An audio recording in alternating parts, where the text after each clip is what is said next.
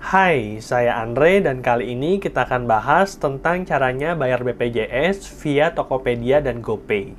Jadi sebenarnya untuk pembayaran BPJS itu caranya ada banyak banget.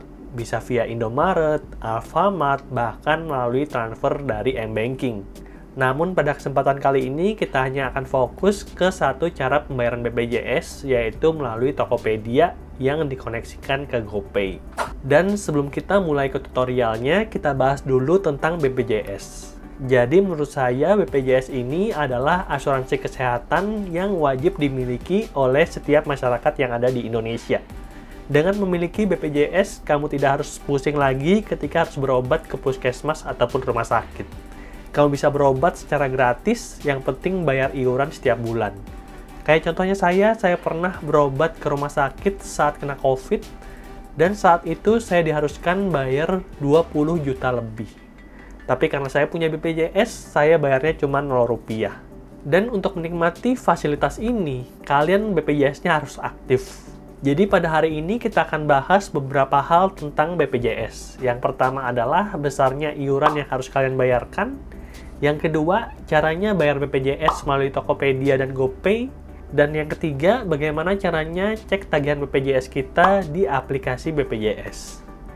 Oke, sebelum kita masuk ke pembahasannya, kamu yang belum subscribe, boleh klik tombol subscribe dulu. Karena di channel ini kita banyak bahas tentang tips keuangan praktis yang pastinya kita pakai untuk kepentingan sehari-hari.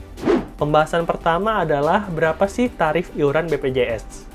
Jadi untuk tarif BPJS sekarang itu dibagi dua antara orang yang bekerja kantoran dan orang yang bekerja di luar kantoran. Jadi kalau menurut BPJS, orang yang bekerja kantoran itu adalah pekerja penerima upah, PPU. Misalnya aja ASN, aparatur sipil negara, TNI, Polri, ataupun pegawai. Nah, para orang yang bekerja kantoran ini harus bayar premi sebesar 5% dari penghasilan mereka. Jadi kalau misalnya gaji kalian tiap bulan adalah 10 juta, itu kalian harus bayar premi sebesar 500.000. Kelihatan mahal, tapi ternyata enggak. Karena menurut pemerintah, 4%-nya harus dibayarkan oleh perusahaan. Dan kita cukup bayar 1% aja. Jadi kalau contoh tadi, gaji 10 juta, premi 500.000, 400.000 yang bayarin adalah kantor, dan 100.000 kita bayarin sendiri. Selanjutnya, golongan yang kedua adalah pekerja penerima bukan upah. Baik kita yang tidak bekerja kantoran, kayak saya kan sekarang adalah full-time content creator dan digital marketing, kadang-kadang jadi investor. Nah, saya kan tidak kerja kantoran lagi, tidak nerima upah lagi. Untuk kayak saya, itu saya punya beberapa pilihan kelas BPJS. Kelas yang pertama adalah kelas 1, itu kita bayarnya 150.000. Lalu ada kelas 2 yang bayarnya 100.000, dan ada kelas 3 yang harus bayar 42.000. Tapi untuk kelas ketiga ada subsidi dari pemerintah sebesar 7.000, jadi cukup bayar 35.000. Nah, kita bisa menyesuaikan mana kelas yang kita ambil sesuai dengan kemampuan finansial kita. Mau kelas 3 boleh, kelas 2 juga boleh, kelas 1 juga boleh. Sebagai informasi, kelas 1 itu 2 orang ya, satu kamar 2 orang.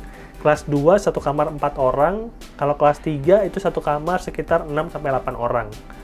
Nah, sesuaikan aja dengan kemampuan keuangan kalian. Yang penting kalian ikut BPJS supaya nantinya ketika kalian harus amit-amit berobat tidak harus mengeluarkan biaya sama sekali karena udah bayar BPJS. Selanjutnya kita bahas tentang cara pembayaran BPJS. Saya sendiri ikut yang kelas 1 ya, dan sekarang kita akan bayarkan tagihan BPJS yang harus dibayarkan setiap bulan. Kita buka aplikasi Tokopedia kita, klik lihat semua.